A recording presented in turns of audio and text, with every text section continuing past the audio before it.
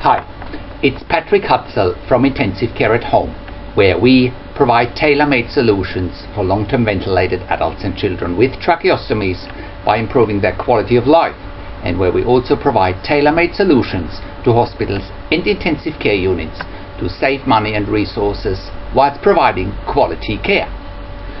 In the last blog I shared where do long-term ventilated adults and children in Australia go. You can check out last week's blog by clicking on the link below this video. In this week's blog I want to share another case study with you, and the name or the title of the case study is "A young client was going back to intensive care regularly. Our service, Intensive Care at Home, put a stop to it overnight." So this particular client had been ventilated with a tracheostomy from a very young age when they got hit by a car as a pedestrian. The client is very lucky to be alive today, as the main injury they sustained was a C1 spinal injury that left them ventilator dependent and with a tracheostomy. From an early age, the client and the family were told by the hospital and ICU doctors that it's probably, quote unquote, in the best interest to cease ventilation and life support. The client and the family were very determined to not let this happen, as the client as well as the family wanted to have the best possible quality of life. They were also determined to never give up. The client had been at home over many years with various service arrangements, and in recent years it was found that the client had been having more and more readmissions back to intensive care. This isn't overly surprising to us, given that the client is fully ventilator dependent with tracheostomy and is reliant on specialized nursing care. In recent years, and before we at Intensive Care at Home got involved in looking after the client, they were looked after by a mixture of non-ICU registered nurses and by-attendant carers. Again, that wasn't surprising to us at all that the client went back to intensive care on a regular basis, sometimes as often as 2 to 3 times a week over an 18-month period.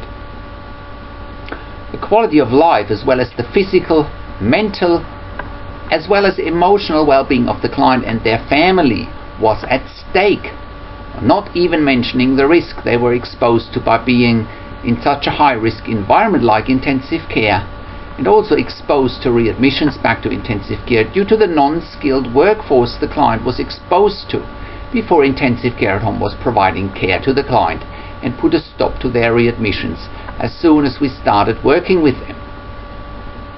Due to the increase in skill level by working with a skilled workforce, Intensive Care at Home put an immediate stop to the client's ICU readmissions, and we were able to improve the quality of life for the client and their family by consistently keeping them at home and out of intensive care. We were also able to minimize expenses for the insurer, because an intensive care bed costs the insurer in excess of $4,000 per bed day. We were also able to minimize the risk for the client to be exposed to an intensive care environment and therefore minimize the risk for a hospital-acquired infection. And, of course, to deliver on our number one KPI, which is 0 readmissions back to hospital and to intensive care. This is only possible because of our main advantage with third-party accredited provider Care at Home services. This also shows that which is what somebody on a ventilator, and our services are tailor-made for intensive to keep quality of life for our clients and their families. No more endless hours that you and your family need to spend in intensive care. You can now have care in the comfort of your own home.